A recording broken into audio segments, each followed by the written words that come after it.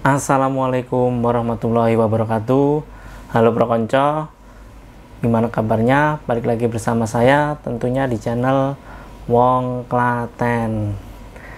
Ya, pada kesempatan kali ini saya akan kembali sharing pengalaman pribadi saya saat dulu pertama kali menerima gaji sebagai seorang calon pegawai negeri sipil ya. Jadi mungkin teman-teman di sini mungkin ada yang bertanya-tanya, sebenarnya nanti kapan gaji seorang pegawai negeri sipil itu akan kalian terima, dan mungkin itu bisa dijadikan acuan ya. Jadi untuk rancangan keuangan teman-teman jika nantinya teman-teman ditugaskan di tempat yang mungkin agak jauh dari rumah, jadinya teman-teman bisa merengreng berapa uang ataupun mungkin sangu yang akan teman-teman bawa ke nantinya ke perantauan.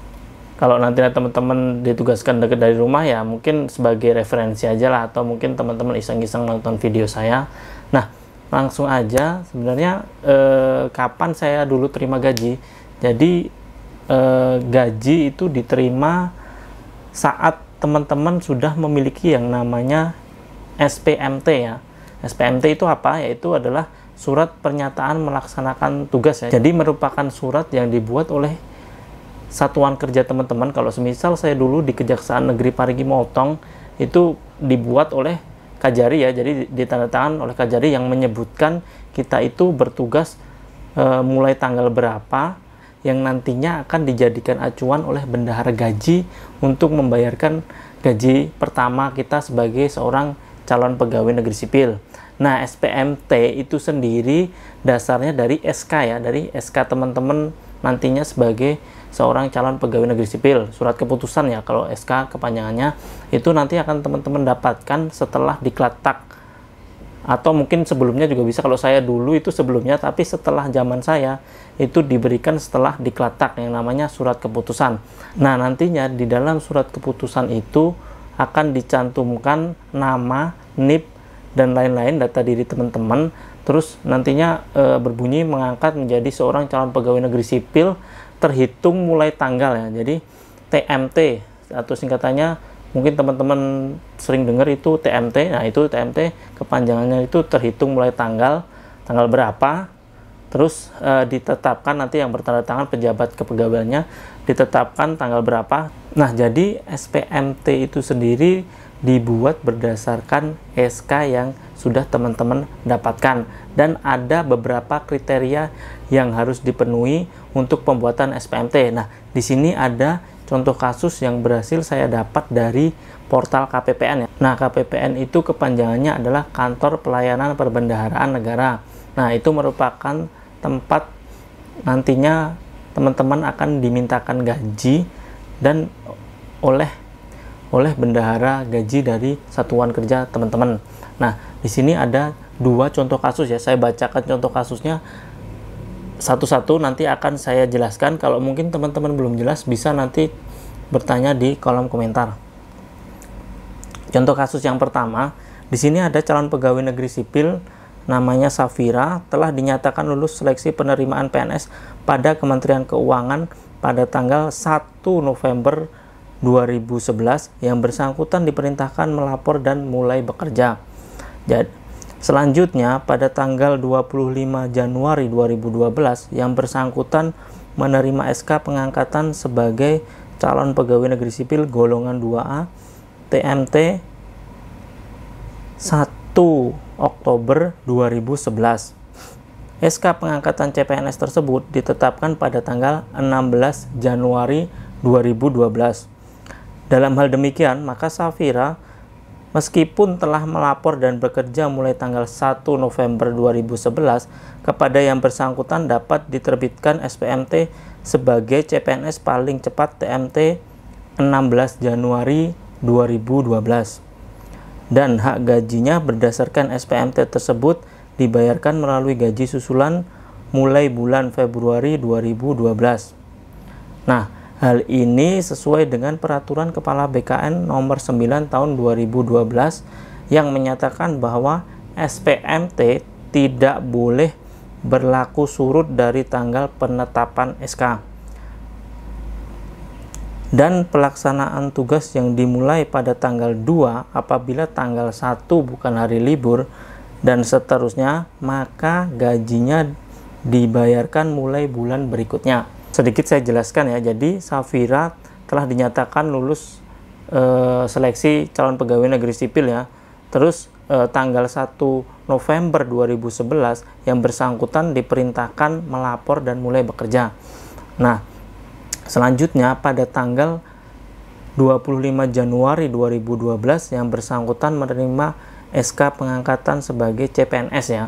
Jadi 25 Januari 2012 baru menerima SK sebagai seorang pegawai negeri sipil ya. Nah, di dalam SK tersebut itu disebutkan TMT-nya 1 Oktober 2011. Namun SK pengangkatan CPNS tersebut ditetapkan pada tanggal 16 Januari 2012. Jadi yang dipergunakan untuk dasar SPMT itu adalah di tanggal penetapannya, karena terpentok peraturan BKN nomor 9 tahun 2012 yang tadi disebutkan ya, itu menyatakan SPMT tidak boleh berlaku surut dari tanggal penetapan SK. Jadi dasar dari SPMT-nya itu adalah tanggal ditetapkan SK tersebut.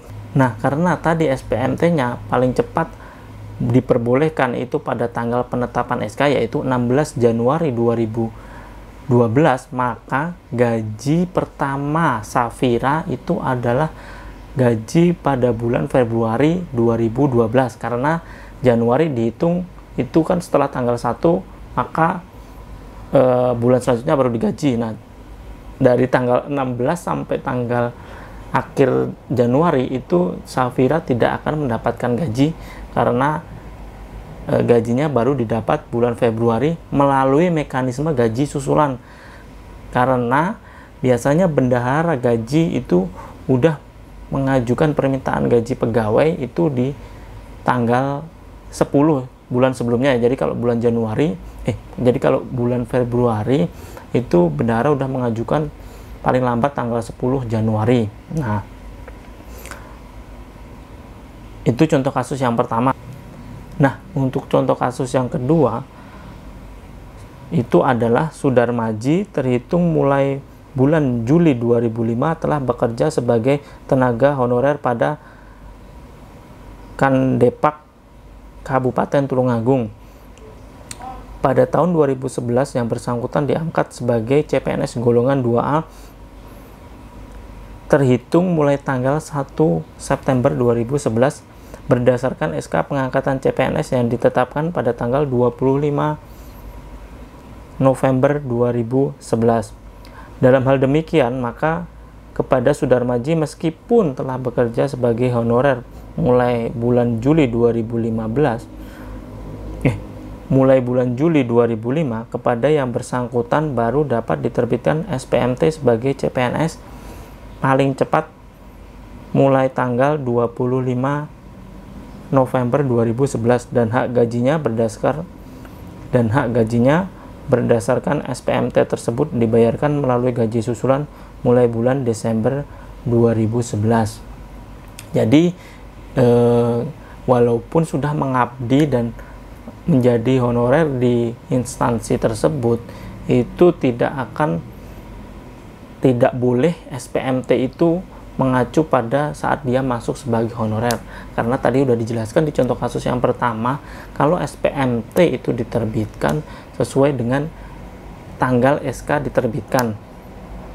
Nah, itu adalah penjelasan gaji calon pegawai negeri sipil ya. Jadi teman-teman bisa mereng-reng lah, setidaknya teman-teman nanti akan memerlukan biaya hidup itu paling tidak selama sebulan ya. Jadi teman-teman mempersiapkan keuangan sesuai dengan daerah penempatan teman-teman itu selama 1 bulan teman-teman memerlukan biaya hidup. Nah, itu saja. Apabila mungkin ada pertanyaan, mungkin teman-teman bisa bertanya di kolom komentar.